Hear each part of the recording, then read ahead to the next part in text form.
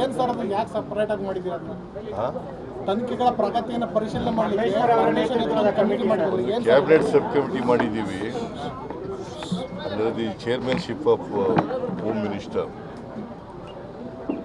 ಅದರಲ್ಲಿ ಕೃಷ್ಣ ಬೈರೇಗೌಡ ಇದ್ದಾನೆ, ಪ್ರಿಯಾಂಕ್ ಖರ್ಗೆ ಇದ್ದಾನೆ, ಸಂತೋಷ್ ಲಾಡ್ ಇದ್ದಾನೆ, ಎಚ್ ಕೆ ಪಾಟೀಲ್. ಕಾರಣ ಯಾಕಪ್ಪ ಅಂತಂದರೆ ನಾನು ಉತ್ತರ ಕೊಡುವಾಗ ಹಿಂದಿನ ಸರ್ಕಾರದಲ್ಲಿ ಮಾಡಿದಂಥ ಹಗರಣಗಳು ಸುಮಾರು 21ಕ್ಕೂ ಹೆಚ್ಚು ಹಗರಣಗಳನ್ನು ಪ್ರಸ್ತಾಪ ಮಾಡಿದ್ವಿ. ಅವೆಲ್ಲಕ್ಕೂ ಕೂಡ ತ್ವರಿತವಾಗಿ ಚಾಲನೆ ಕೊಡಲಿಕ್ಕೆ ಮತ್ತು ಏನು ಮಾಡಬೇಕು ಅಂತ ಸರ್ಕಾರಕ್ಕೆ ಸಲಹೆ ಕೊಡಲಿಕ್ಕೆ, ಕ್ಯಾಬಿನೆಟ್ಗೆ ಸಲಹೆ ಕೊಡಲಿಕ್ಕೆ ಕ್ಯಾಬಿನೆಟ್ ಸಬ್ ಕಮಿಟಿ ತನಿಖಾ ಆಯೋಗಗಳ ನೇಮಕಾತಿ ಮಾಡಿದ್ದೀರಾ? ಎಲ್ಲಕ್ಕೂ ಮಾಡಿಲ್ಲ, ಎಲ್ಲಕ್ಕೂ ಮಾಡಿಲ್ಲ. ಈಗ ತನಿಖೆ ಆಯೋಗ ಮಾಡಿರೋದು recruitment, sub inspector recruitment 40% COVID-19 ಮಾಡಿರೋದು. ಸೊ ಬಿಟ್ಕಾಯಿನ್ ಅದು ಮಾಡಿದ್ವಿ. ಇನ್ನೂ ಪ್ರಿಲಿಮಿನರಿ ವರದಿ ಕೊಟ್ಟಿದ್ದಾರೆ ಕೋವಿಡ್-19ದು. ಅದಕ್ಕೆ ಒಂದು ಅಧಿಕಾರಿಗಳ ಸಮಿತಿ ಮಾಡಿದ್ದೀವಿ. ಅವರು ಏನು ಮಾಡಬೇಕು ಅಂತ ಶಿಫಾರಸು ಮಾಡಿ ಕ್ಯಾಬಿನೆಟ್ ಕೊಡ್ತಾರೆ. ಅದಾದಮೇಲೆ ಸರ್ ಈಗ ನೀವು ಈ ಕಮಿಟಿ ಇನ್ನೂ 40% ಇನ್ನೂ ಕೊಟ್ಟಿಲ್ಲ, ಇನ್ನೂ ಆಗಿಲ್ಲ ಸರ್. ಈಗ ಈ ಕಮಿಟಿ ಮಾಡಿ ಇವರು ಏನು ವರದಿ ಕೊಡ್ತಾರೆ ಸರ್? ಯಾರು ಇವ್ರೇನು ತನಿಖೆ ಏನು ಮಾಡ್ತಾರೆ, ರಿವ್ಯೂ ಮಾಡ್ತಾರೆ? ಸಬ್ ಕಮಿಟಿ ಏನು ರಿವ್ಯೂ ಮಾಡ್ತಾರೆ? ಈಗ ಯಾವ್ಯಾವ ಕೇಸ್ನಲ್ಲಿ ಯಾವ್ಯಾವ ಹಂತದಲ್ಲಿ ಇದ್ದಾವೆ ಅಂತ ಎಲ್ಲ ನೋಡಬೇಕು. ತನಿಖೆ ಯಾವ್ಯಾವ ಹಂತದಲ್ಲಿದ್ದಾವೆ, ಬೇರೆ ಈಗ ಮಾಡದೇ ಇದ್ದರೆ ಯಾಕೆ ಮಾಡಿಲ್ಲ, ಮಾಡಬೇಕಾಗಿದೆ, ಇವನ್ನೆಲ್ಲ ನೋಡಲಿಕ್ಕೆ ಒಂದು ಕಮಿಟಿ ಮಾಡಿ ಮತ್ತು ಶಿಫಾರಸು ಮಾಡಲಿಕ್ಕೆ ಮಾಡ್ತಾಯಿದ್ದೀವಿ. ಮತ್ತು ಸುಮ್ಮನೆ ಇರಪ್ಪ ನೀನು, ನಾನು ಹೇಳೋಕ್ಕೂ ಮುಂಚಿತ ನೀನೇ ಪ್ರಶ್ನೆಗಳು ಕೇಳಿದ್ರೆ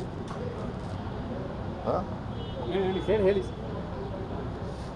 ಅದಕ್ಕೆ ಒಂದು ಸಮಿತಿ ಮಾಡಿದ್ದೀವಿ. ಆ ಸಮಿತಿಯವರು ವರದಿ ಕೊಡ್ತಾರೆ ಮತ್ತು ಏನು ಕ್ರಮ ತಗೋಬೇಕು ಅಂತ ಸೂಚಿಸ್ತಾರೆ, ಆ ಥರ ಮಾಡ್ತೀವಿ. ಸರ್, ಈಗ ಎಲ್ಲ ಕಮಿಟಿಗಳು ನೇರವಾಗಿ ನಿಮಗೆ ವರದಿ ಮಾಡ್ಕೊಳ್ತವೆ, ಎಲ್ಲ ತನಿಖಾ ಆಯೋಗಗಳು ನಿಮಗೆ ವರದಿ ಮಾಡ್ಕೊಳ್ತವೆ.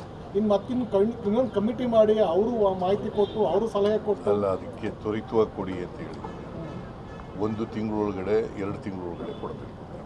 ಸರ್, ಈಗ ಬಿಜೆಪಿ ಅವರು ಇದು ದ್ವೇಷದ ರಾಜಕೀಯ ಅಂತ ಆರೋಪ ಮಾಡ್ತಾ ಇದ್ದಾರೆ ಸರ್. ಅವ್ರು ನನ್ನ ಮೇಲೆ ಮಾಡಿರೋದು ಯಾವ ರಾಜಕೀಯ?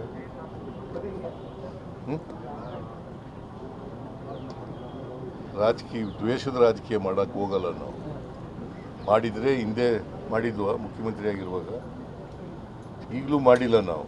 ಬಟ್ ತಪ್ಪು ಮಾಡೋದವ್ರಿಗೆ ಮೇಲೆ ಕ್ರಮ ತಗೊಳ್ತಕ್ಕಂಥ ಕೆಲಸ ಮಾಡಿ. ಸರ್, ಈಗ ಕೆಂಪಣ್ಣ ಆಗಿದ್ದವ್ರು ಇವ್ರು ಯಾರು ವೀರಪ್ಪನವರು ವರದಿ ಕೊಟ್ಟರು, ವರದಿ ಮೇಲೆ ಏನು ಇದುವರೆಗೆ ಆ್ಯಕ್ಷನ್ ಏನು ಇನಿಷಿಯೇಟ್ ಆಗಿಲ್ಲ? ಇಲ್ಲ, SIT ಆಗಿದೆ. SIT ಆಗಿದೆ. ಅವರು ಇನ್ವೆಸ್ಟಿಗೇಷನ್ ಮಾಡಿ ಯಾವಾಗ ಸರ್ ಆ್ಯಕ್ಷನ್ ತಗೊಳ್ಳೋಂಥದ್ದು? ಅವ್ರು ಕೊಟ್ಟ ಮೇಲೆ ತಗೋತೀವಿ. ಜಲ್ದಿ ಕೊಡೋಕೆ ಹೇಳಿದ್ದೀವಿ, ಸೂಚಿಸಿದ್ದೀವಿ. SIT ಕ್ರಮ ತಗೊಳ್ಳೋಕ್ಕೆ ಮಾಡಿರೋದು. SIT ಅಂದ್ರೇನು? ಅಲ್ಲಿ ಮೊದಲು CID ತನಿಖೆ ಮಾಡಿ ಅಲ್ಲ, ಅದು ಆಯ್ತಲ್ಲಪ್ಪ. SIT ಅಂದ್ರೆ ಏನಯ್ಯ?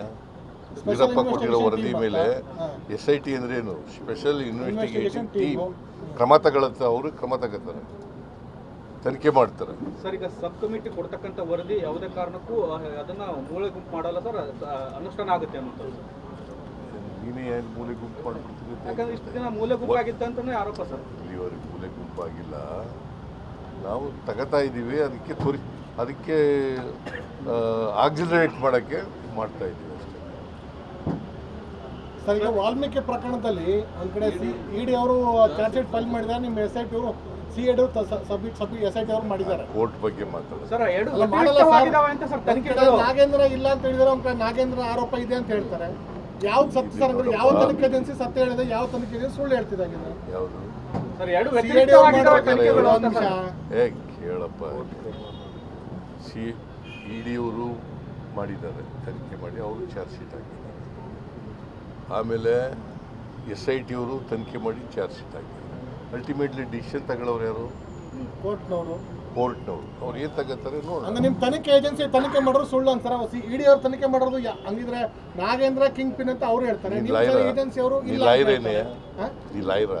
ಲಾಯರ್ ಅಲ್ಲ ಸರ್. ಮತ್ತೆ ಕೇಳಪ್ಪ, ಇಲ್ಲಿ ಕೇಳ್ರಿ, ಇಲ್ಲಿ ಸುಮ್ಮನೆ ಮಾತಾಡೋದು ಏಳು ಗಂಟೆ ಕೇಳಬೇಕು.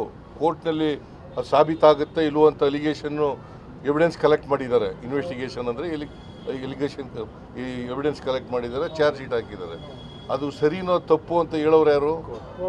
ಕೋರ್ಟ್ನವರು. ಮತ್ತು ಅದು ಹೇಳೋಕ್ಕೂ ಮುಂಚೆ investigation it is investigation subject to proof. ಹೌದು. Court has to decide BJP what type of punishment has to give. ಅನ್ನೋದನ್ನ ತೀರ್ಮಾನ ಮಾಡೋದು.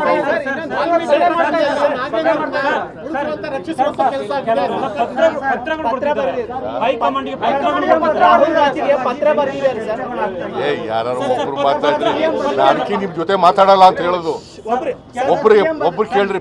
ಕೆಲವರೆಲ್ಲ ಹೈಕಮಾಂಡ್ಗೆ ಪತ್ರವನ್ನು ಬರ್ತಿದ್ದಾರೆ, ಈ ಬಹಿರಂಗವಾಗಿ ಸಚಿವರಲ್ಲಿ ಹೇಳಿಕೆಗಳು ಕೊಡ್ತಿದ್ದಾರೆ. ಯಾರು ಹೇಳಿಕೆ ಕೊಟ್ಟಿಲ್ಲ.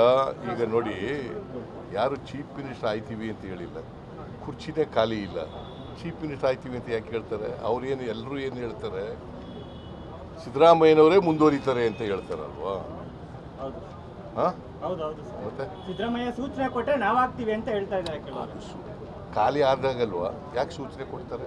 ಅವ್ರಿಗೆಲ್ಲ ಏನಾದ್ರು ಡೌಟ್ ಇದೆ ಸರ್ ತರ ಖಾಲಿ ಆಗತ್ತಾ ಆಗಲ್ವಾ ಅಂತ ಬಗ್ಗೆ? ಯಾವ ಡೌಟು ಇಲ್ಲ. ನಾನೇ ಮುಂದುವರಿತೀನಿ.